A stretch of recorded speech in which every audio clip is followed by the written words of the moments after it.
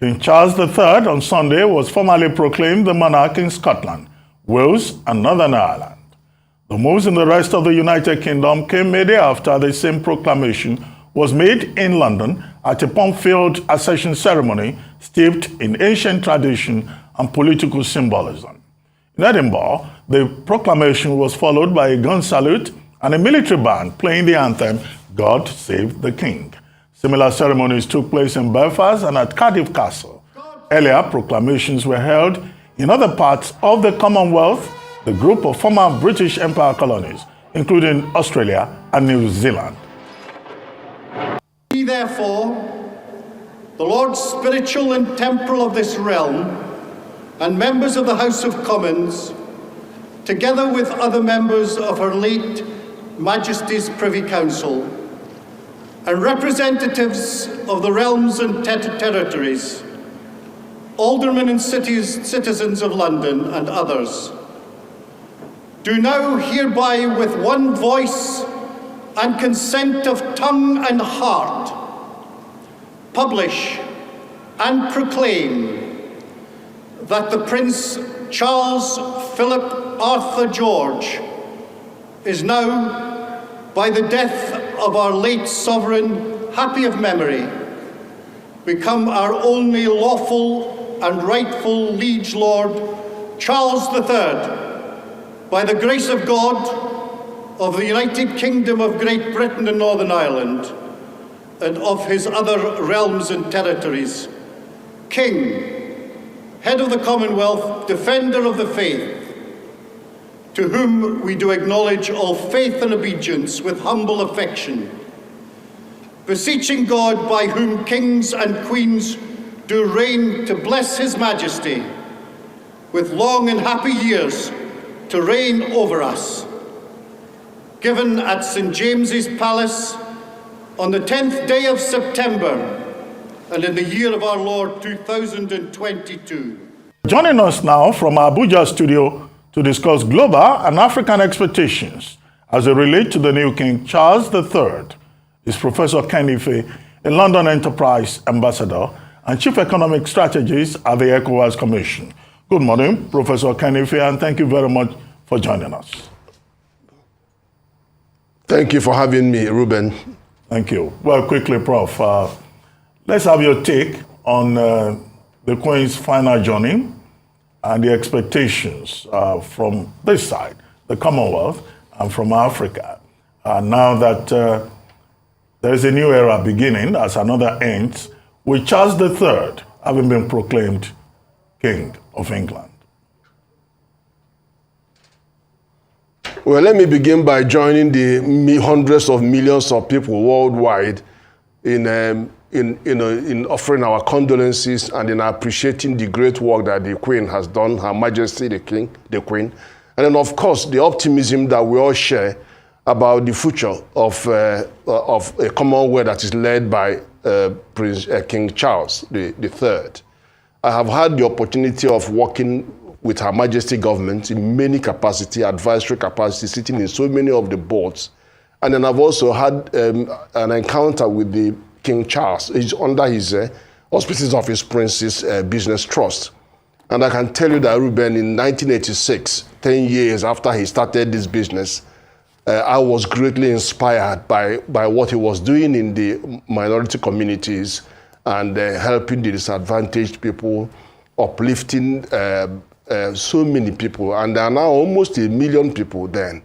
And in that 1986, I was just about to leave for Nigeria for having completed my PhD, did my MBA, did my law degree, LLM. Then I said, okay, I started the second PhD to be able to do something, because I wondered if the King Charles could do so much for our community, and given the backdrop of all the crises we are having in Tottenham, Broadwater Farm riots and Brixton riots, that I should be able to contribute something before leaving for Nigeria.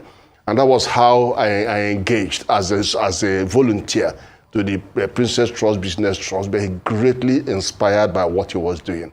And then I now went out into the community, had over 50 community centers doing computer training across London, and then got into so many other things, even not London sixth form, I was very instrumental in getting a mentor program set up there. And then between me and Shell, we funded them to do a standard template and spread that across the whole schools, sixth form schools in the country. So these were just many of the interactions that I had, and very, very inspired by those. And I can tell you that the way I saw it was government with open arm to embrace initiatives that will support young people and encourage them to transit, and then some of the disaffected youth as well. And a lot of them were mainly from ethnic minorities, but there were many others that are mainstream. So that work was so encouraging. I didn't go in as an employee. I went in as a business person, and then I went ahead and never looked back.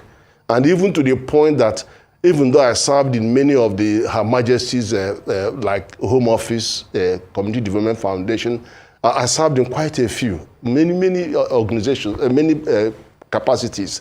Even during the period of Tony Blair and Gordon Brown, I was vice president of Dynasty Growth Strategy. I was, so many of them. That was when the mayor also made me the London Enterprise Ambassador. And I was just about, there was no limits with the government. Get in, do something positive, and then influence the fate of millions of our people that are all there in the diaspora. So that was very helpful. And I know that that spirit will continue because, and now that he has ascended to the throne, I'm sure his prince will take over all those jobs. And then I know that he was very, very positive about the relationships with the Commonwealth. That's why, of course, they quickly accepted him even before the Queen passed to continue to head Commonwealth. Right, you talked about the continuations, but where might we see departures, especially if the monarchy is to survive as an institution? I'm sure you're well aware that there are a lot of people who find it anachronistic, even those who are great fans of the Queen, Elizabeth II, and even of King Charles III, feel that it needs to be changed. There's been, general reports that Prince Charles, as he then was in favor of a streamlined monarchy. But what else do you think he might do? What direction might he take as king? Well, the circumstances of Prince Charles, King Charles are not quite the same as the mother. King Charles has embraced a much higher level of education, and over the period he was prince, he was also tempted on many occasions to express himself and express his views, which is not unacceptable. But I know that some of those views will probably now be subdued in some respect. But he has a very far-reaching, open approach to and then of course a lot of that came from the Queen, because the Queen wasn't about glamour. The Queen was pragmatic and very, very listens, talked. So she was very, very open, and a lot of that is going to be taken on board by Prince. But much of the work that he has done will now be passed on to others. So we're not going to see an end to Princess Youth business. I don't think so. If anything, it will probably expand. And as you know, it has even expanded. Initially, when I embraced it, the focus was 18 to 30-year-old. But now it's 11 to 20. A lot of action is going on in education. It's using online learning techniques. It's all expanding. It's gone into Australia. It's gone into New Zealand and to Canada. So it's expanding. And I can see a lot of that happening, but not under his direct involvement, but others. So much of the things he's doing on the environment is a very strong voice on global decarbonization program and environment. It's a very strong voice that you could see a lot of that will get input, but others will have to drive the program. So the way he comes across bodes well for the future of the kingdom, and also in making sure that he empowers and strengthens the Commonwealth. We've also under the leadership of Chief Emeka Anyoko see Commonwealth move to get nearer the business community. We have Commonwealth Business Council. We had also Commonwealth Development Association, and so they were involved in finance, and so gradually, because originally it was all thought around culture and social and all the educational, but now it's also entering into the business arena to support a business. Not in the same way and scale as United Nations, but the way that they could sustainably carry it forward. Right. So I also want to segue the conversation to how can potential Nigerian businesses benefit from all of these ecosystems, also to segue the conversation into the Nigerian British Association and the Commonwealth Business Council. Yeah, we've actually seen the Brexit actually favoring a stronger business and economic ties with the UK, between Nigeria and UK and Africa. So we're now seeing a lot more attention to us in the economic sense. So we hope to consolidate that. And there are many interests coming to, especially in Nigeria. We have seen what has happened with China and the US and how both of them are no longer doing it as close. And now Nigeria is a focus of organic produce coming into Europe, coming into UK, coming into America. So we're going to see a lot more involvement there in making sure that two-way trade is on a mutually acceptable ground. So it's no longer going to be what it used to be, commodity exports, and then you have the West producing finished product for us to consume. I think we are now moving into a much more robust partnership relationship. And also, I don't even see the future of grants to African countries. I think they are now looking for partnership, what you call knowledge transfer partnership, where whatever inventions that they have, they will put it on the table, we'll work together. Whatever products we have, we've invented or researched, we'll put it together, we'll work towards it so their resources can come. Just around the same way as you had aid for trade, we're now talking about knowledge transfer partnership and working together to mutually satisfy. So we want to see evolution of serious trade relationship and investment in industrial capacity and investment in building trade capacity as well as in industrialization. So value addition is going to be at the center, the epicenter of this kind of relationships. That's how I see them going forward. Well, Prof, I would just like to have your comment on the sub-narrative that has emerged with persons of the former empire, former colonies, saying, oh, the death of the Queen should not be celebrated, and that after all, she's a symbol of persecution, of oppression, of colonialism, and trying to draw specific attention to specific incidents and experience in Africa and in some of the former colonies. What do you think of this? Because King Charles III taking over will probably inherit the same,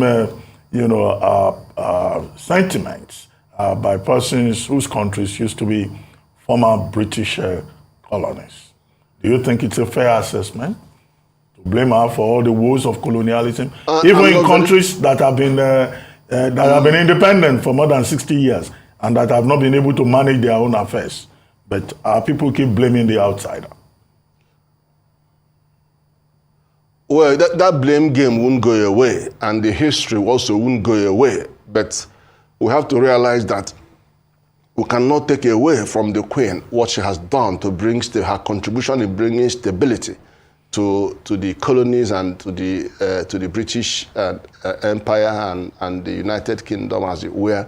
And then we cannot take away the strenuous and concerted effort of the Prince within his own limits to energize the community and show sympathy and encouragement into the disadvantaged and building capacity at that bottom level, bottom up. But we can't take all those away.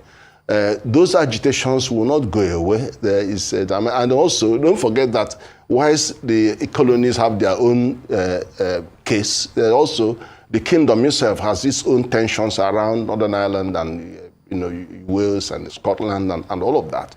So I think we have to be a bit more positive about the opportunity to, if there's going to be exit in any area, it has to be an orderly exit, and then one that will not lead to conflict. And I think nobody has foreclosed any door to any kind of situation, but I think we will have to approach them, with maturity and a great sense of order. So that's how I see that, and I see Charles as very open, King Charles as very open, and events are shaping the world. A lot of things going on right now across the world, not least the current tension and in the Baltic region.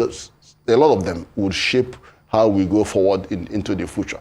But I see the government and the leadership of the King Charles as going to be extremely responsive and sensitive to some of these events that are evolving.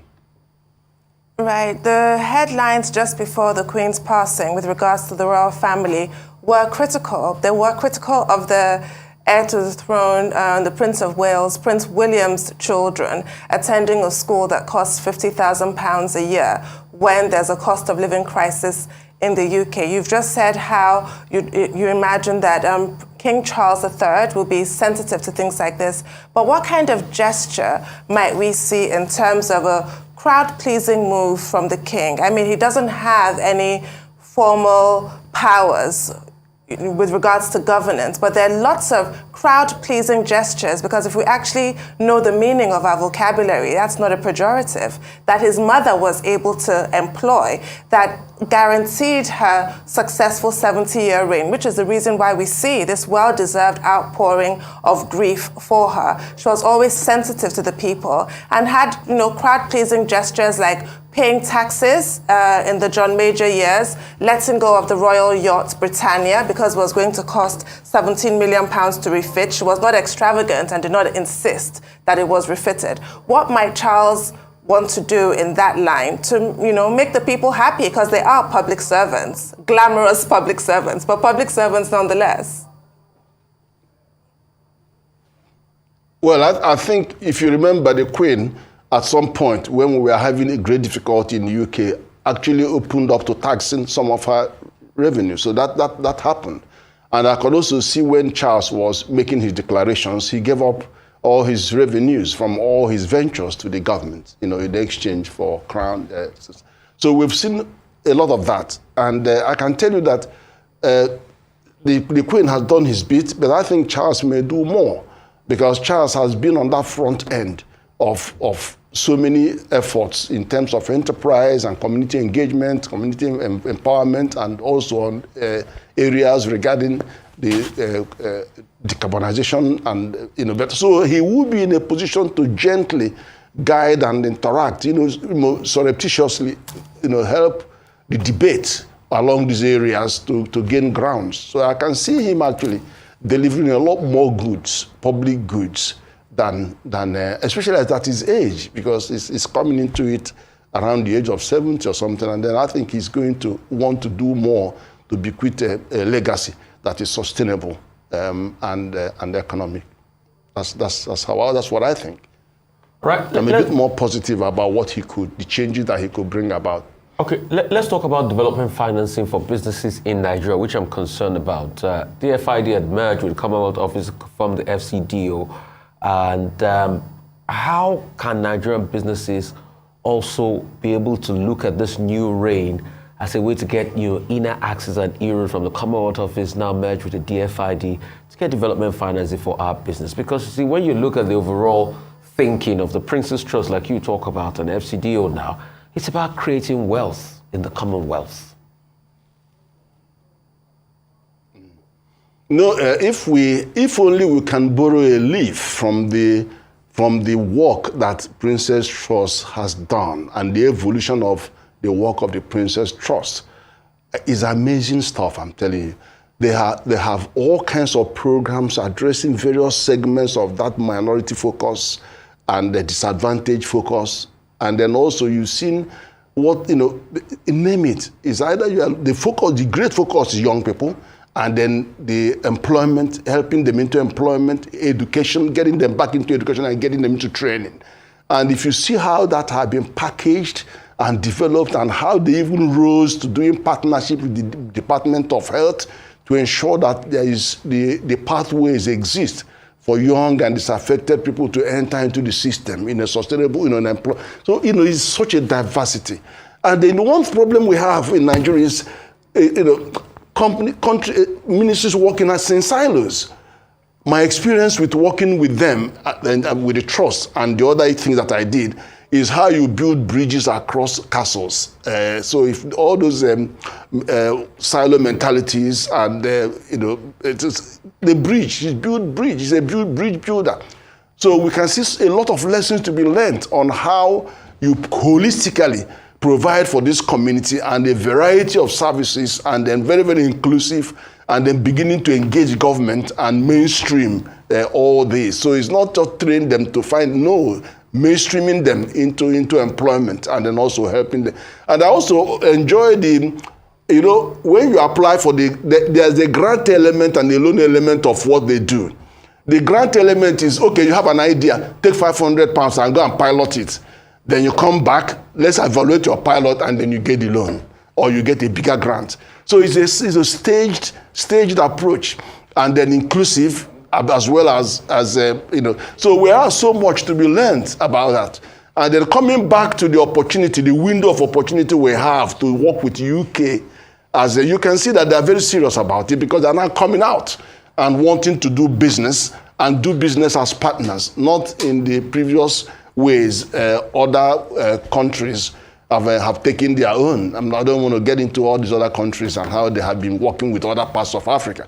But the UK government is coming out positively engaging and wanting to work across. There's no boundaries. They want to work with us in agriculture, in export, in processing. No boundaries, and as partners and as equal partners. So that is very, very encouraging. And in terms of development funding, I have also worked. I used to be, I think in 2010, 11, I was DFID, that's UK DFID trade advisor to Nigerian government. And my job then in that period was to help guide Nigeria to ascend to the WTO trade facilitation program. And it was very empowering. I worked across different 46 agencies and then managed to get them to get into the WTO. So we had another challenge similar to this, which was the accession to the Africa Continental Free Trade, which took much, much longer. But I enjoyed that period that I worked under their guidance. And there were many areas that I faced the government and said, look, I want you to do this because the business wants it. And one of them was the Okerete in Oyo State. There's a boundary between Nigeria and Benin. And then I had to go and argue that I really want you to do this because all the businesses want to be involved in an enterprise zone, some economic zone between the two countries. And they did. They spent $2 million carrying out that feasibility study, showing that it is possible and it could work. And we've now taken over that kind of work in the ECOWAS region, because I've been chief consultant to ECOWAS since 2009. And now trying to build special economic zone between Nigeria and Republic of Benin. But that was started by the UK Department for Enterprise, Department of International Development. Well, Prof, let me ask you, in terms of expectations and the reign of Charles III, some persons are already describing him as a climate monarch or as a green monarch, given the fact of his background as a climate change advocate and campaigner for decades. So the expectation is that he will continue with climate change advocacy as monarch. Will he be able to do that without necessarily coming across as taking sides, whereas as monarch, he's supposed to be impartial? Well, even his father, the Duke of Edinburgh, remember he also occasionally says things and the politicians will come down on him like a ton of brick. But he himself has never hidden his views on many critical areas. So while he was prince, yes, he was doing that. But he has also now committed himself to doing a much bigger work with the country, and then leaving all of those agenda for others to he said it, that, well, I wouldn't have that time now to do this, but others will carry on with that. But the fact that he has championed this and he's now king would actually make the British government and the agents of British government to be much more ready to dialogue extensively. Reading the minds and lips, just by reading his body language. He doesn't need to get into the argument to get to the frame, but just by reading his antecedents and his dispositions to a favorable approach towards the climate change agenda would actually encourage British civil servants and politicians to do their utmost to ensure that this agenda is consolidated. So that gives them the atmosphere that Her Majesty His Majesty feels comfortable about this. So I think it would be an influence, but I don't think he's going to be putting himself in the firing line. I'm not sure he will. He will do that. Let's talk about what we cannot expect from King Charles I, because if we look at the immediate past Prime Minister, because I won't talk about Liz Truss, she's barely got her feet wet, Boris Johnson, he formed Her Majesty's government, but she really had naught to do with it. It was a democratically elected government, and it was that elected government that did what was described as morally reprehensible when they cut foreign aid by £4 billion, I believe it was. It was that government that decided to send asylum seekers to Rwanda and not the monarch. So what exactly should people not expect from Charles? Because I do think that quite a bit is expected. It's not an absolute monarchy.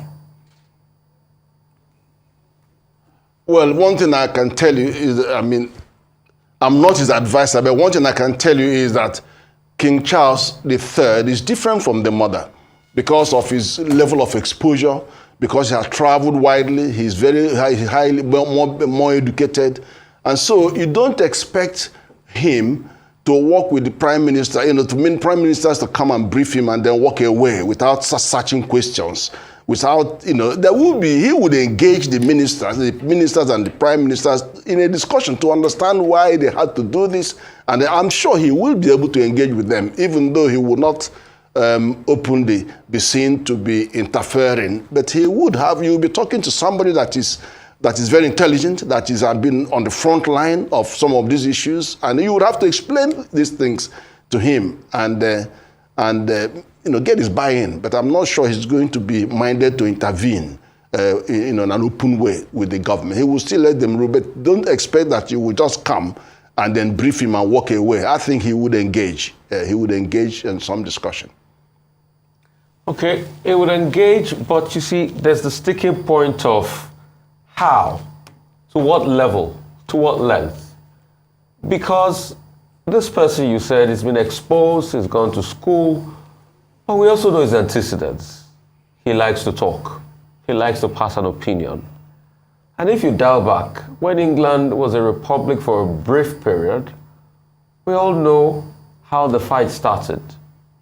How a king that was supposed to understand separation of powers went to where the parliamentarians were meeting, and he tried to assert himself. And we had renegades like Oliver Cromwell saying, no, we will not take this. Funny enough, if my memory serves me right, I think that was a Charles too that did that. So how will this new king be able not to get into back and forth with the government? Secondly, this king too is not a saint. We know about hitherto scandals. We know about this same Prince's Trust, and the money is collected in a bag by from some billionaires from the East. Things like that are coming up and bubbling up. How will he balance it? No, but that has been cleared. I mean, it became clear from investigations that were carried out that he wasn't, he wasn't privy to any shady deal. That has been cleared up by investigations. But one thing I have to say to you is, there are leaders that have a different approach to governance, and I think he's going to prove many of us wrong in terms of how we think that he might be able to perform, because he's very well enlightened and very well educated, and that he should be okay. Remember that during the briefing, there's secrecy around the weekly prime ministerial briefing. That doesn't mean that he cannot debate an issue with the prime minister. The thing is that the prime minister can not longer think that he can just come and brief and walk away. It's all done in secrecy, but I think he can engage the prime minister in his briefing to say, have you considered this? Have you considered that? Have you considered this? How about this? I mean, a lot of those questions are going to be asked. That doesn't mean that he's coming out to make public pronouncement. No. In the secrecy of that meeting, he will be able to ask questions. And I think it is good that he does ask questions because he has more antenna to get feedbacks from so many subjects and different territories and all of that, and informed of current opinions, global opinions, that he would ask questions. And that may mean you may have to go and rethink some policies and all of that. But I don't think that he will consciously want to become a problem to the administration, because he knows what those boundaries are.